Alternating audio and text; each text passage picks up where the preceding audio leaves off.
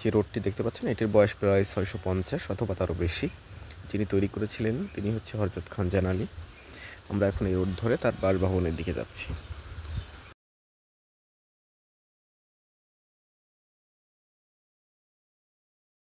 আর বাসভবনে চলে এসেছি।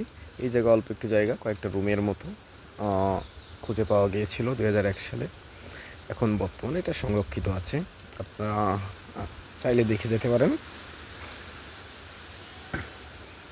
খুব অল্প একটু জায়গা এটা না, বেশ বড় একটি জায়গা। আপনারা ভিডিওটা শেষ পর্যন্ত দেখলে বুঝতে পারবেন।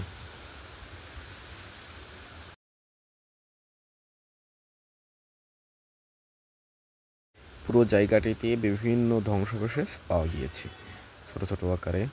এখন অনেকটা মাটির নিচে চাপা দিয়ে রাখা হয়ে গেছে, কিছুটা সংরক্ষিত আছে, কিছুটা দেখা যাচ্ছে। এভাবেই আছে, পুরোপুরি সম্পূর্ণ যে কাঠামোটা এটা পাওয়া যায়নি। কিছু অংশ পাওয়া গিয়েছিল যেগুলো, সেইগুলো এখন সংরক্ষিত আছে, কোনো জায়গায় মাটির চাপা দিয়ে রাখছে। এই যে এইগুলো হচ্ছে দেখছেন, একটা হয়তো দেওয়াল বা প্রাচীর বা রুমের কোনো কিছু অংশ, এরকম প্রায় ভিন্ন ভিন্ন জায়গায়।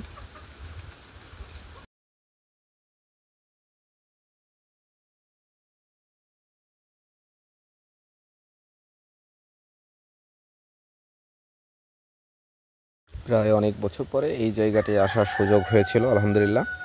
একটা জিনিস স্মরণ হয়ে গেল এই জায়গাটা এসে, এটা হচ্ছে মানুষ হয়তো চিরদিন এই পৃথিবীতে থাকবে না, থেকে যাবে তার কর্ম এবং তার রেখে যাওয়া কিছু কাজ, যেটা তিনি রেখে গেছেন হযরত খান জালানী।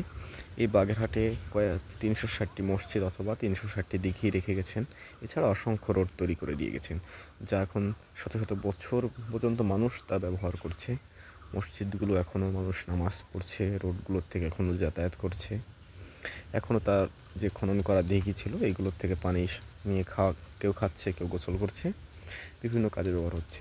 এইগুলো হচ্ছে সদকায়ে জারিয়া তিনি রেখে গেছেন। তিনি আমাদের শিক্ষা দিয়ে গেছেন, আমাদের পরবর্তী প্রজন্মের জন্য, আমরা যেন মানুষের জন্য কিছু করে যেতে পারি। তিনি হয়তো ওই জায়গা শাসন করেছেন কিন্তু কিছুই নিয়ে যেতে পারেননি।